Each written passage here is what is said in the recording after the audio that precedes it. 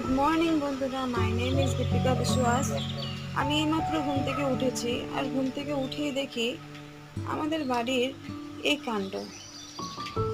আপনারা দেখতে পাচ্ছেন যে আমাদের বাড়ির উঠোনের অবস্থা। কারণ কাল রাত থেকে অনেক বৃষ্টি পড়ছে, যার জন্য আমাদের উঠোনে অনেক জল জমা হয়ে গিয়েছে। আমাদের এখানে রাস্তাটাতেও অনেক জল জমা হয়ে গিয়েছে। তাই কি করব, তাই ভাবছি মেয়েকে স্কুলে কি করে দেব। আপনারা দেখেছেন আমাদের আসা যাওয়ার রাস্তাটাতে কত জল জমা হয়ে গিয়েছে। না, আজকে মনে হয় আর বৃষ্টি কমবে না, আবারও বৃষ্টি শুরু হয়ে গিয়েছে।